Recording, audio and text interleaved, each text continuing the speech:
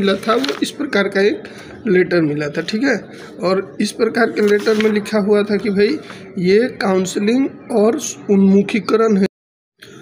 नमस्कार दोस्तों, मेरा नाम अभिषेक कुमार सिंह है। मैं TRE 1 के तहत सिलेक्टेड कैंडिडेट हूं और अभी वर्तमान में सारण जिले में पोस्टेड हूं। मेरी जो पोस्टिंग है वो घर से लगभग 50 किलोमीटर के आसपास मेरी घर से विद्यालय की दूरी है।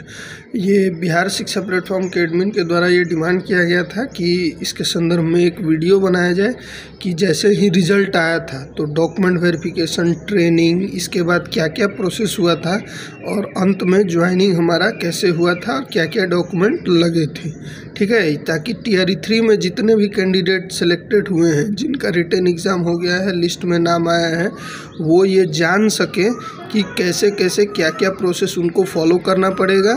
तो उसके संदर्भ में मैं ये वीडियो बना रहा हूँ और आपको बता रहा हूँ। तो पहली चीज़, जैसे ही हमारा रिज़ल्ट आया था रिटन में, जैसे ही हमने क्वालिफाई हुआ था, उसके हमारा तो क्या था कि डिस्ट्रिक्ट अलॉटमेंट उसी टाइम जैसे ही रिज़ल्ट आया उसी के साथ डिस्ट्रिक्ट अलॉटमेंट भी कर दिया गया था। TRE 1 में भी और TRE 2 में भी, दोनों में प्रोसेस सेम था। TRE 3 में थोड़ा सा डिले हो गया डिस्ट्रिक्ट अलॉटमेंट को लेकर, पहली चीज़। दूसरी चीज़, सवाल ये है कि भाई जब काउंसलिंग हमने करवा लिया तो काउंसलिंग होने के बाद हमको एक लेटर मिला हुआ। काउंसलिंग होने के बाद हमें जो मिला था वो इस प्रकार का एक लेटर मिला था, ठीक है। और इस प्रकार के लेटर में लिखा हुआ था कि भाई ये काउंसलिंग और उन्मुखीकरण हेतु आमंत्रण है। जब आपने डॉक्यूमेंट चेक करा लिया, वहाँ वेरीफाई उन्होंने कर दिया, तो वो इस प्रकार का लेटर आपको देते हैं, पहली चीज़। उसके बाद जैसे किसी के अगर डॉक्यूमेंट में कोई इशू है, किसी की काउंसलिंग नहीं हुई किसी कारणवश, कुछ तकनीकी गड़बड़ी के कारण, तो दोबारा से रिपीट किया जाता है इस प्रोसेस को, ताकि उनकी भी काउंसलिंग हो सके। क्लियर। दूसरी चीज़, ट्रेनिंग के संदर्भ में बहुत सारा बच्चे कमेंट कर रहे हैं, कुछ और सोच रहे हैं कि भाई क्या होगा, कैसे होगा।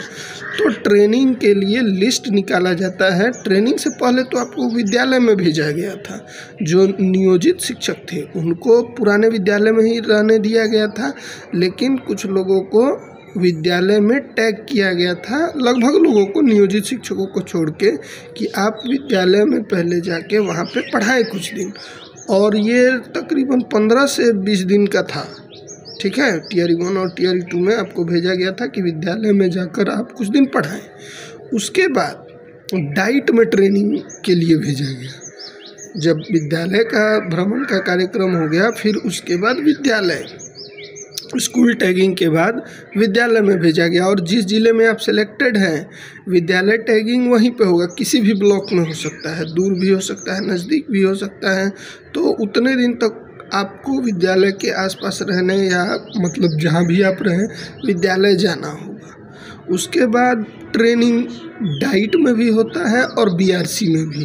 तो यहाँ TRE 1 और TRE 2 में, TRE 1 और TRE 2 में संख्या ज़्यादा थी टीचर्स की, रिक्रूटमेंट ज़्यादा, लाखों लोगों का रिक्रूटमेंट हुआ था। तो डाइट में एक साथ उतने कैंडिडेट को ट्रेनिंग देना नामुमकिन था। तो जैसे जैसे वहाँ सीट भरती गई डाइट में, तो कुछ लोगों को BRC पे ही ट्रेनिंग दिया गया। BRC में सुबह से लेकर शाम तक ट्रेनिंग होता, फिर अपने घर। डाइट में सारी व्यवस्था रहती थी और वहाँ पे भीड़ भी ज़्यादा थी। और नियोजित शिक्षकों को तो ट्रेनिंग से भी दूर रखा गया। उनको बोला कि जो भी नियोजित शिक्षक जो BPSC में सिलेक्टेड हैं, वो अपने पुराने स्कूल में बने रहेंगे, ठीक है। फिर उसके बाद जब ट्रेनिंग का और ये ध्यान रखेंगे, इस दौरान वेतन नहीं मिलेगा। वेतन आपका नहीं बनता है। जब तक आप विद्यालय में योगदान नहीं करेंगे, आपका वेतन नहीं बनता है। ट्रेनिंग के बाद विभाग के द्वारा लेटर निकाल के आपको ज्वाइनिंग लेटर दिया जाएगा, जो कि कुछ इस प्रकार का होगा। देखिए, ये ज्वाइनिंग लेटर था मेरा और ये था योगदान प्रपत्र, विद्यालय योगदान प्रपत्र।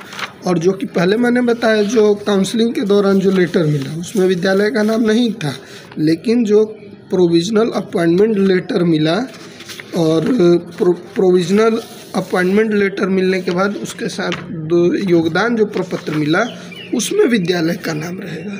तो ट्रेनिंग के बाद या ट्रेनिंग के दौरान ही स्कूल अलॉटमेंट आपको हो सकता है, और उसी में कुछ टाइम में किसी एक डेट पर आपको योगदान प्रपत्र भी दे दिया जाएगा। ठीक है। और जब योगदान प्रपत्र आपको मिल जाएगा, स्कूल अलॉटमेंट हो गया रहेगा, उसमें स्कूल का नाम होगा, आप विद्यालय में जाएंगे और जितने शैक्षणिक प्रमाण पत्र जो आपके पोस्ट से रिलेटेड हैं, तो पोस्ट से रिलेटेड जो भी शैक्षणिक योगदान प्रपत्र है तो वो लेकर आप उस विद्यालय में जाएंगे, योगदान प्रपत्र को भरेंगे, हेडमास्टर उसको या वहाँ के जो प्रभारी होंगे वो उसको वेरीफाई करेंगे। वेरीफाई करने के बाद आपकी ज्वाइनिंग सुनिश्चित हो जाएगी। और फिर वही डॉक्यूमेंट, ध्यान रखिएगा, वो सारे डॉक्यूमेंट जिस आधार पर आपका चयन हुआ है, वो जिस ज़िले में आप सिलेक्टेड हुए हैं वहाँ के डीईओ या स्थापना, वहाँ के डीईओ के अंतर्गत जो स्थापना विभाग है वहाँ पे वो डॉक्यूमेंट आपके जमा होंगे। ठीक है, क्लियर हो गया। तो ये पूरा प्रोसेस है, यानी ट्रेनिंग के दौरान भी स्कूल अलॉटमेंट हो सकता है और ट्रेनिंग के दौरान ही आपको ज्वाइनिंग लेटर भी मिल सकता है। तो डेट विभाग के ऊपर है, वो कैसे क्या करवाना चाहता है। TRE 1 TRE 2 में बहुत भागा दौड़ी हुई थी, जल्दी जल्दी सारा प्रोसेस हुआ था, लेकिन TRE 3 में ऐसा नहीं है। आप लोग आराम से डाइट में या विद्यालय टैगिंग में आप आराम से वहाँ रहें, आपको पर्याप्त समय मिलेगा, तो किसी को कोई घबराने की ज़रूरत नहीं है। और अगर एक चीज़ और, जैसे TRE 1 TRE 2 में ये हुआ था कि किसी तकनीकी कारण के कारण कुछ लोगों को ज्वाइनिंग लेटर नहीं मिला था, तो घबराने की कोई ज़रूरत नहीं है। विभाग दोबारा से इसके लिए सूचित करेगा आपको कि इस टाइम पे आपको ज्वाइनिंग लेटर मिलेगा। ठीक है, तो ये था एक छोटा सा इन्फॉर्मेशन जो हम आपसे शेयर करना चाहते हैं। TRE 1 और मैंने TRE 2, मेरे साथ के बहुत लोग TRE 2 में भी सेलेक्ट हुए हैं, तो उनके साथ भी सेम ही प्रोसेस था।